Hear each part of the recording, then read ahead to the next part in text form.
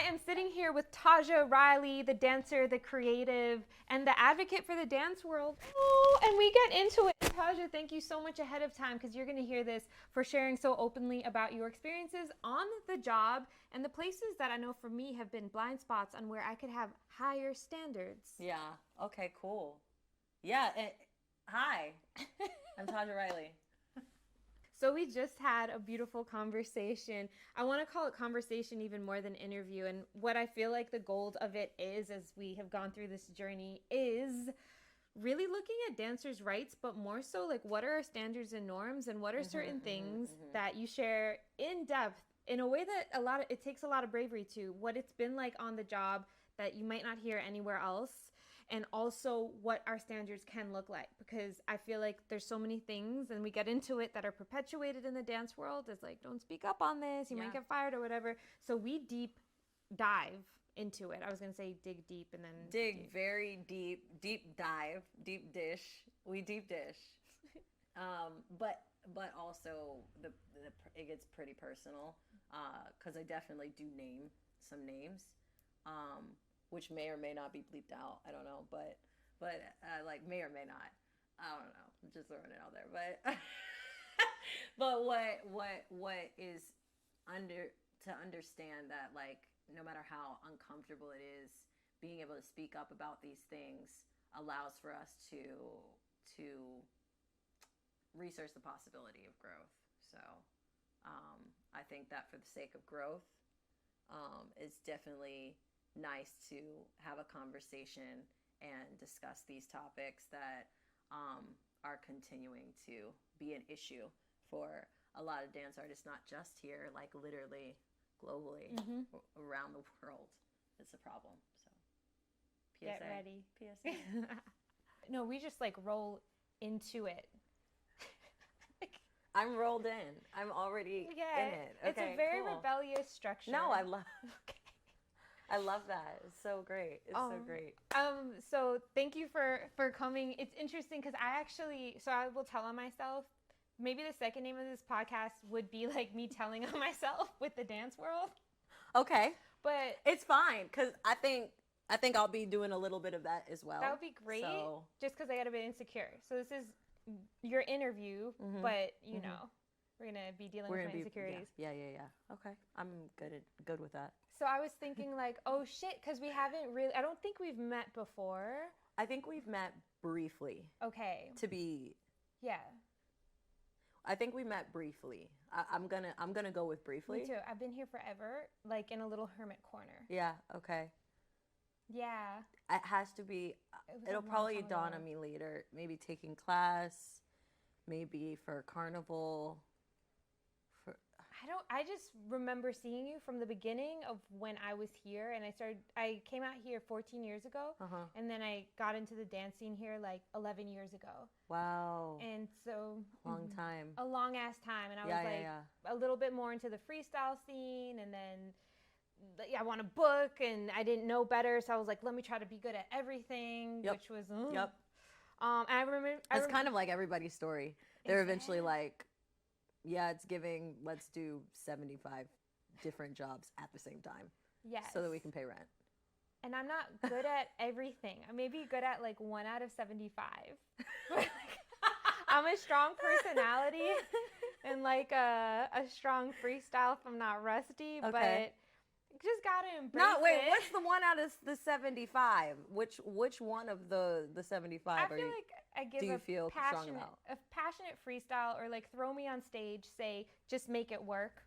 Like there's no choreography, just make it work, and I'd be do something. I actually love that. Step touch, shake your booty. Yeah, hype the crowd. Hype the crowd, freestyle to whatever music is on. I'm really great at hyping the crowd. That's me hyping the crowd. I love that. I love that. Have you ever felt like with artists, because I'm jumping all over the place, but because you are an artist and you hone in on who you are, have you ever gotten the note or had to navigate like, how do I do that, but then also let the light shine on them, or it can be tough? Usually if I'm getting that note, is because I'm not on the job. That response is do not put Tasha on the job. Shit. That's the note. The note is, if I'm going to outshine the artist, do not put me on the job. And that's what's happened, actually, to be honest. Yeah. Yeah, but in regards to can you be specific with it at all? Yeah, I can. Okay. That's I was gonna break it. I was gonna break it on down for you, because really, like, there was actually one story that I heard when I was younger, from a choreographer mentor of mine. And she was going on tour, I believe, with Mariah Carey. And we love Mariah Carey. I stand for Mariah Carey. But for the auditions, after, like, you know, booking her for the job, in rehearsals, she was killing it so much that they were like, okay, we're going to have to move her to the back, all the numbers. That was phase one. Mm-hmm. Phase one was complete. She's still killing it. And, you know, the choreographer just kept putting her back in the front, because it was like, she needs to be there because of the way that she's pulling it for the rest of the ensemble of, you know, other dance artists that were up there dancing with her. And so then what ended up happening by the time they got to tour is everybody was in heels. Check it. This choreographer that was dancing for Mariah was in flats the entire tour. Wait, Mariah put her in flats so that she was at a disadvantage. It's like, wait, that so doesn't make sense, because she's supposed to be making you look good. Okay? If anything, she should pull greatness out of you, but yeah, that's just one story, you know, and it's not my story, but I thought I should tell it. Absolutely. Because literally that is such a great example of what they do. Even doing this, I'm always fascinated with what the dancer or the choreographer, what their story is and who they are as artists. And the longer I've been doing the podcast, the more I'm like, because I used to ask more questions about which artists you've worked for and what that was like, and there's value to it. But I'm like, the artist is the dancer. It's like a bunch of unicorns. It's not just, it's not just, there's more than one artist on stage. That's what we got to learn. There's more than one artist on stage, and there's actually multiple athletes that you have in your little band camp, okay? So, I mean, I think, it is very interesting to learn the value and the experience, but I want the dirt. I want the dirt because I feel, and I'm not going to look at it like dirt.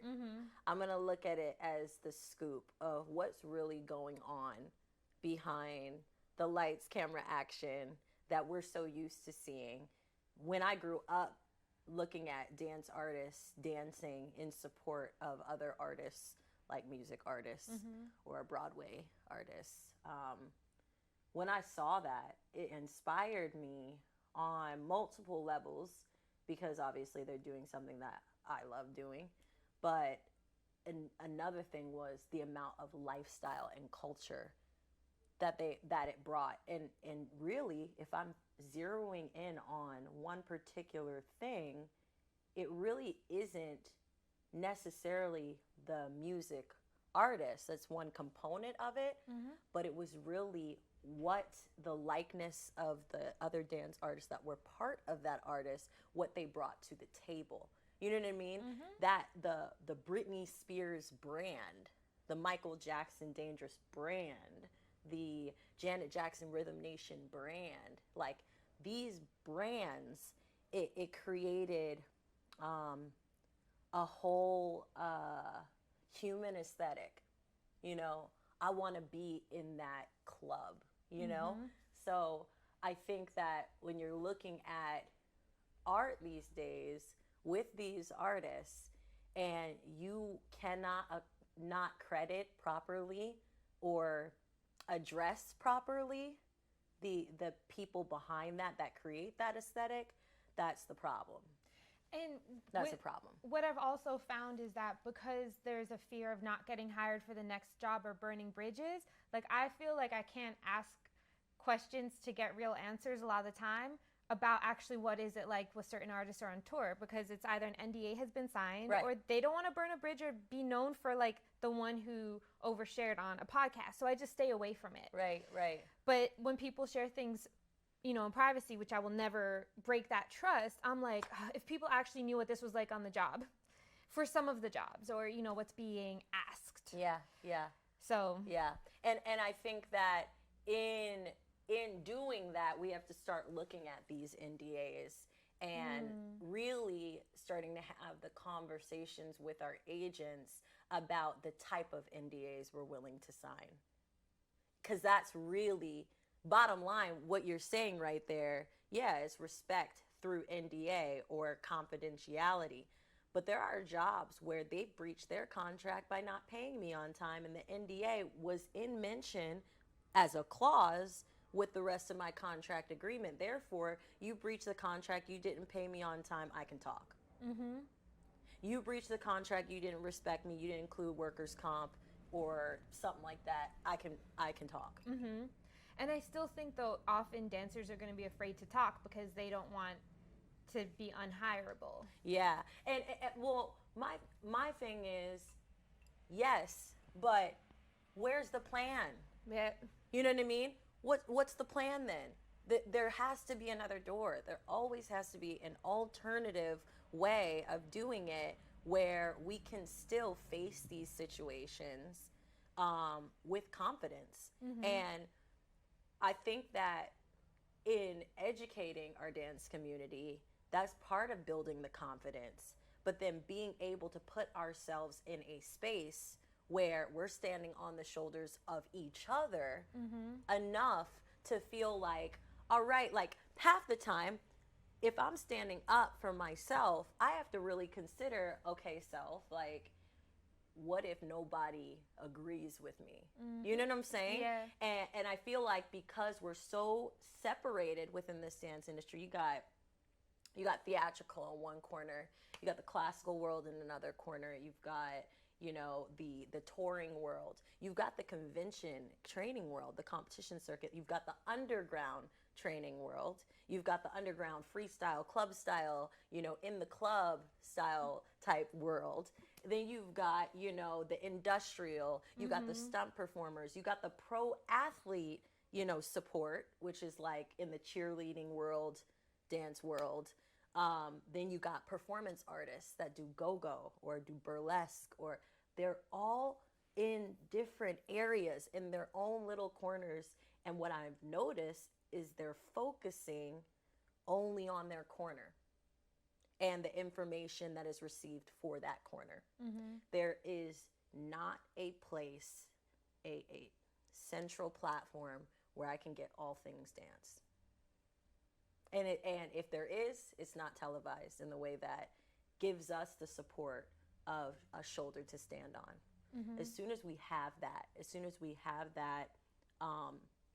opportunity in front of us where we can do that and come together. And I know there's a lot of different echoes going on right now, a lot of different community-built projects that are happening, people that are doing podcasts, people that are sharing new language of how to achieve success prior to the gig. There are even health resources that are coming out of the woodwork. Shout out Doctors for Dancers. Yep. I was about to do that. Oh, hey. But for real, like there's a lot of people that are shaping it up. It's just like, how do we all combine all of that into one big mixing pot of sexiness that I guess can be presented to people that relate to the dance world or a part of the dance world, giving that, celebrating that, and sharing that all in one place, And I think that we're onto something. We're headed there, but I think it's my responsibility, our responsibility, to be able to kind of make those connections, right? And without that, that's why going back into the job scenario where speaking up is there's a scarcity for speaking up. Yep. It's really because I'm not sure, even if my friend does not like what's happening here, if she's going to openly disagree with the production along with me, in agreement with me, you know, because we're all going through different levels of situations. We all have different attitudes towards how we book jobs and the way that we book jobs and what types of jobs we book. And I mean, that's the explanation behind it. Yeah. And the solution, obviously, like I was saying, is just like we've got to put dance on the map in a different way, and we have to change the mindset of the future dance artists that are building for this next generation. Because if we don't, then we're going to end up going back into that cycle. I was sharing with somebody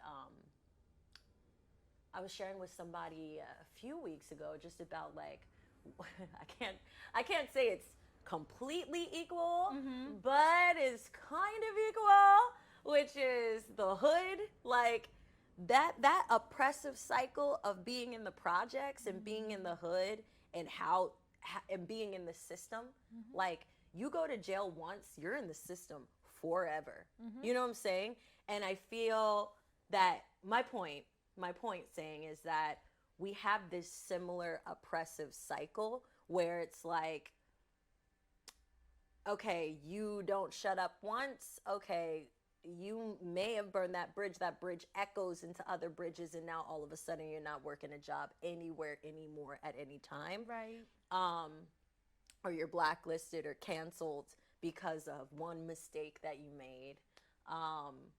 But like, the biggest one is with these different people that are trying to advance our system. They're missing that one little thing, like that one little thing of like capturing the youth, getting this information to the youth, the way that you get it to the youth, and the way that you share your approach of thinking now that you have this experience in the field.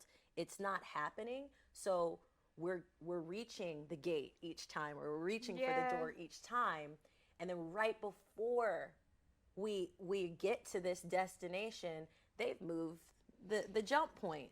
They've moved the jump point or pushed it back because of the amount of information they didn't receive. You know?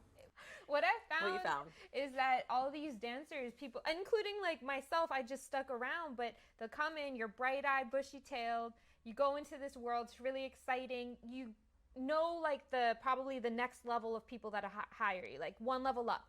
So the hot choreographers of the time, you might not even be aware of the choreographers that are working the bigger jobs, or, you know, artistic directors and creative directors. And so you see, like, you have that one stratosphere, and then I see so many dancers, like, they get, who knows what's happening to them also on these jobs. They get disillusioned, they don't get treated well, it's not sustainable, and then they leave town, and then you have new dancers come in. Right. So I feel like the life cycle has been so short that the dancers who are here for much longer end up being a minority. And then it's like the information, once somebody gets it, and once somebody gets it and understands the importance, they're burnt out and they're going back home just to make space for more new dancers. And so nothing against the new dancers, they literally don't know. Yeah. But that's where I'm like, that is really true. And I never actually thought about it like that. I didn't think about it as, you know, they leave and they go home. It's just, I think about it as there's also a new batch of, you know, other artists that come on out, you know, and those ones are ill-equipped, and they start from square zero. And, you know, we're told with the way that we train that it's a who you know. It's a name game, and a connection game, and it's a credit game. You know, before there was social media, it was about what does my resume look like? How sexy is my resume?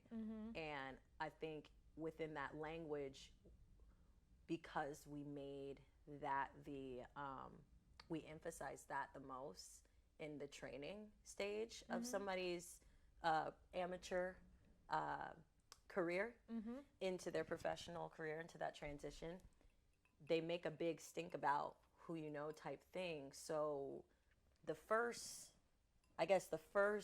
mindset goal that a majority of dance artists have at the forefront of their mind is, I got to get on one of those big jobs. Yep.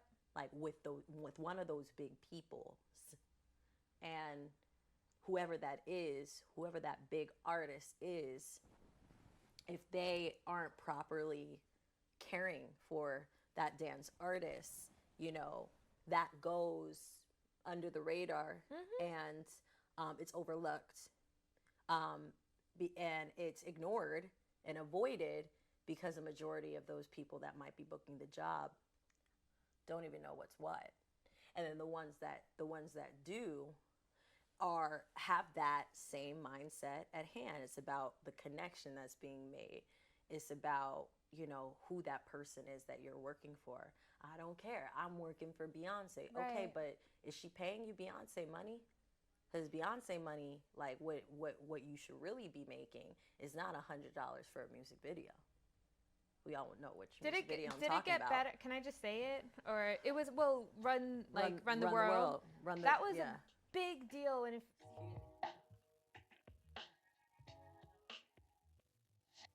if